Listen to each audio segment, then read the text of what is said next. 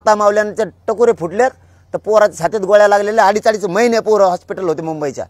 सरकारनं भानावऱ्या मागच्या भानगडीत पडू नका। तुम्हाला मीच पर्याय सांगतो, तुम्हाला गोडी गुलाबीण्याच हा प्रश्न सकारात्मक तोडगा काढावा लागेल। तुम्ही म्हणता लंबे हात आहे ना आखोडा हात आहे, लंबे फंबे काही नसते करी तिथं तुम्हाला व्यवस्थित तोडगा गोडीत काढावा लागणार आहे, तरच येऊन निघणार आहे।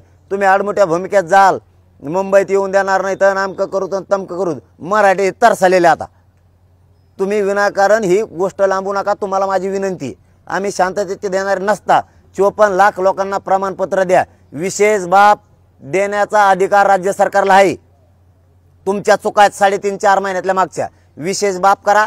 2 दिवसात 54 लाख नोंदी सापडलेल्या तुम्हालाच माहिती आहेत। 54 लाखांना तातडीनं तुम्ही प्रमाणपत्र द्या।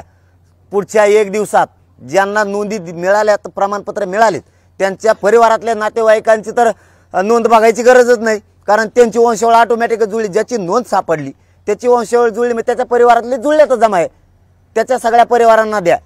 तुम्हाला सांगतो हे आकडा मोठा होणार आहे आणि त्या आकड्याच्या आधारावर सगळे सोयऱ्यांना द्या। आम्हाला मुंबईला हवंच आहे का नाही, पण तुम्ही आम्हाला वेड्यात काढणार असलात, इथं येणार असलात, पुन्हा पुन्हा तुम्ही इथे येऊन जर समाजात गैरसमज पसरणार असला, आम्ही जातो अध्यादेश काढायला लागलो, आज परिशिष्ट काढले, कुठं तुरट्या होट्या व्हायबल झाल्या तोडूनच काढल्या। काय तोडून काढ रे?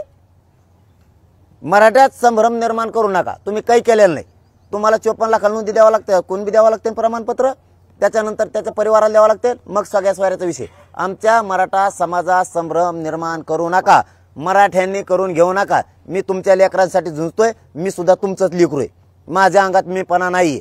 यांनी माझ्यावर ट्रॅप रचलाय, मी ट्रॅप फेपला भेट नाही।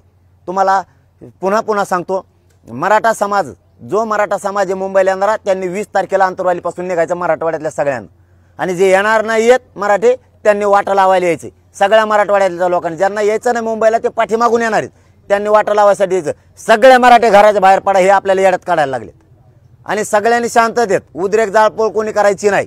जर कोणी उद्रेक जाळपोळ केली तो आपला आंदोलक नाही, त्यांनी यायचं सुद्धा नाही, कोणी व्यसन सुद्धा मध्ये करायचं नाही। सगळ्यांनी शांततेत चालायचंय। जे आंतरवालीपासून मुंबईपर्यंत गावं आहेत ज्या रस्त्यावरती हवेवरती, त्या सगळ्या गावातल्या लोकांनी रस्त्यावरती जेवणाचे स्टॉल लावा, पाण्याचे स्टॉल लावा। जे ज्याला ज्याला करता येईल ते डॉक्टरांच्या टीमा ठेवा, संडास बाथरूम ठेवा।